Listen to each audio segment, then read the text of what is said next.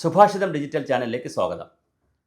ശബരിമല ആഗോള സംഗമം സർക്കാർ സംഘടിപ്പിച്ചു. അതിൻ്റെ വിവാദങ്ങൾ ഇനിയും ഒഴിയുന്നില്ല.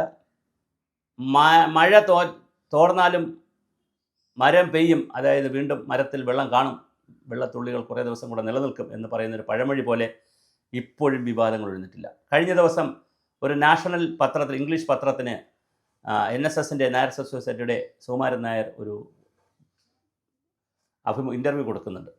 അതിനകത്ത് രൂക്ഷമായിട്ടാണ് BJPയെയും അതുപോലെ തന്നെ കോൺഗ്രസിനെ വിമർശിക്കുന്നത്. കോൺഗ്രസ് എന്തുകൊണ്ട് അയ്യപ്പ സംഗമത്തിൽ പങ്കെടുത്തില്ല, അത് ബോയ്ക്കോട്ട് ചെയ്തത് ശരിയായില്ല, അത് ഹിന്ദു വോട്ട് വേണ്ടാത്തത് കൊണ്ടാണോ, അത് മുസ്ലിം ക്രിസ്ത്യൻ വോട്ട് മാത്രം മതി എന്നുള്ളൊരു നിലപാടെടുത്തത് കൊണ്ടാണോ, അതോ സർക്കാരിൻ്റെ പരിപാടി ആയതുകൊണ്ടാണോ എന്നുള്ള ഒരു വലിയ വിമർശനം വച്ചിട്ടുണ്ട്. അതുപോലെ തന്നെ കേരള സർക്കാർ വാസവൻ മന്ത്രി ഉറപ്പ് കൊടുത്തിട്ടുണ്ട് എന്നാണ് പറയുന്നത്.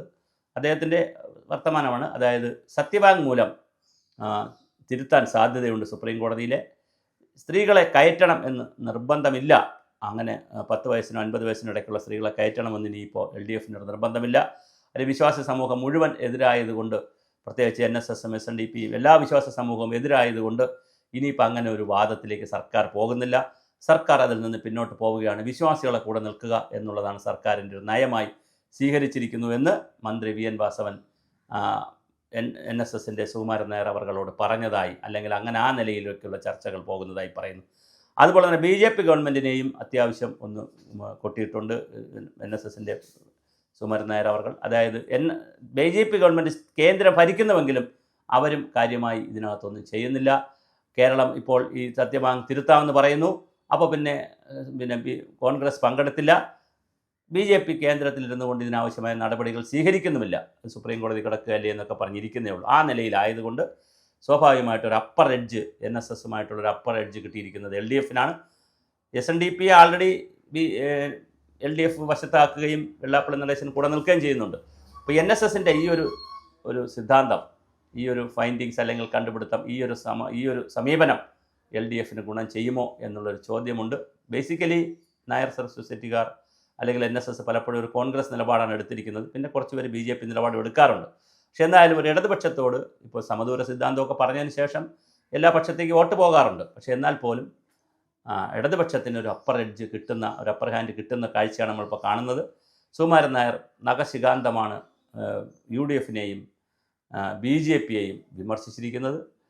അതുപോലെ തന്നെ കേസുകൾ, ഈ പഴയ ആളുകളുടെ പേരിലെടുത്തുള്ള കേസുകളെല്ലാം പിൻവലിക്കാനുള്ള സാധ്യതയും അദ്ദേഹം കാണുന്നുണ്ട്. അപ്പോൾ ആ നിലയിൽ ഒരു സർക്കാർ അനുകൂലമായ ഒരു സമീപനത്തിലേക്ക് നമ്മുടെ NSSൻ്റെ ജനറൽ സെക്രട്ടറി സുകുമാരൻ നായർ നീങ്ങുന്നുണ്ടോ എന്നൊരു ചോദ്യം വളരെ പ്രസക്തമാണ്. ചിലപ്പോൾ അങ്ങനെ സംഭവിച്ചാലും അത്ഭുതമില്ല.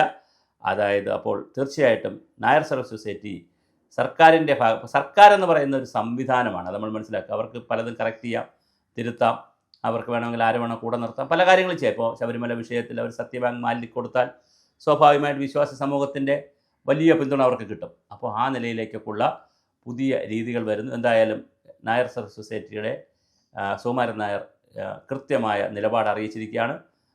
UDF പങ്കെടുക്കാതിരുന്നത് ശരിയായില്ല. BJP കേന്ദ്രത്തിൽ ഉണ്ടായിട്ടും ഇതിനു വേണ്ട ചില ശ്രമങ്ങൾ നടത്തുന്നില്ല. LDF ആകട്ടെ ഇത് കൃത്യമായി ഇത് സോൾവ് ചെയ്യാം എന്നുള്ളൊരു നിലയിലേക്ക് വരുന്നു.